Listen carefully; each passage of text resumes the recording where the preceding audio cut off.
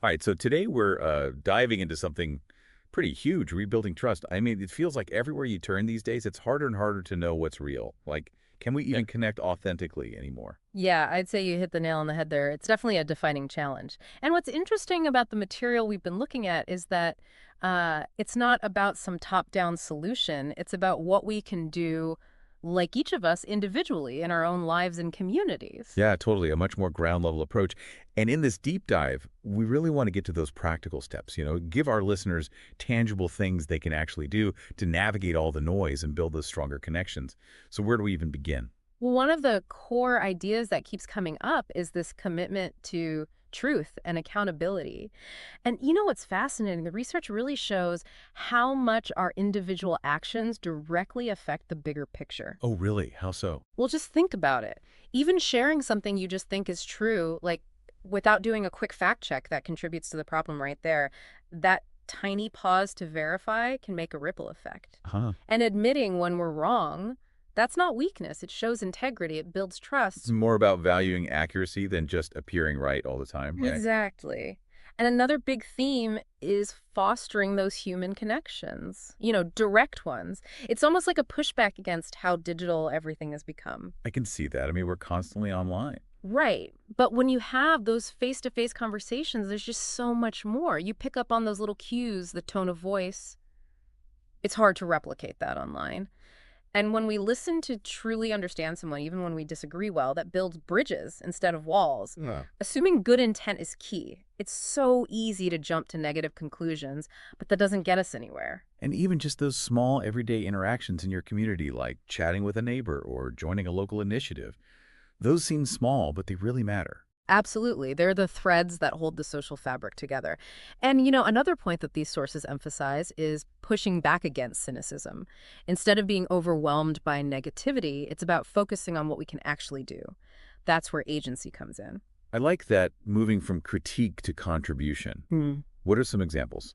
Attending a community meeting, supporting a cause you believe in, it's about taking action. And that builds trust through shared purpose.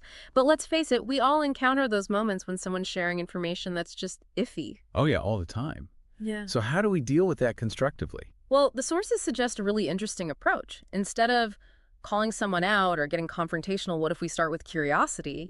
Ask, hey, where did you hear that? Yeah. That encourages them to think about their source and opens the door for a less defensive conversation. It's more about getting them to think critically than shutting down the conversation. Right. And in the long run, sharing some basic media literacy tips or pointing them towards diverse viewpoints can be really helpful. Which kind of leads into the whole idea of modeling trustworthy behavior ourselves, right? Yeah. Being reliable, consistent, and respectful even when we disagree. Oh, absolutely. Action speaks so much louder than words. And you know what else? Being willing to say, I don't know, Mm-hmm. that kind of transparency actually builds confidence. It shows you're not afraid to learn. Exactly. Yeah. And something that really resonated with me was his concept of building alternative networks of trust. I'm curious, what does that look like?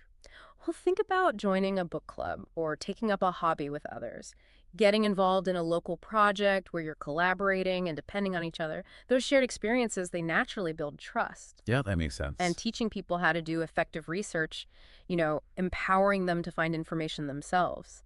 That can really reduce our reliance on potentially unreliable sources. So instead of just accepting what we're told, we can learn to evaluate things for ourselves. Exactly. And the sources also highlight the importance of spreading hope and resilience. We hear so much negativity, it's easy to get bogged down. I know what you mean. So how do we combat that? Sharing those positive stories, highlighting examples of cooperation and trust, resisting apathy, believing that what we do individually actually makes a difference.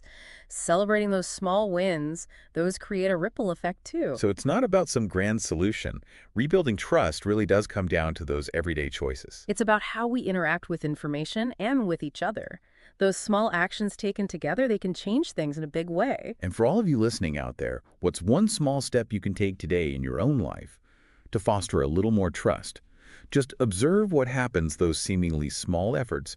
They all add up to a more trustworthy and connected world for everyone.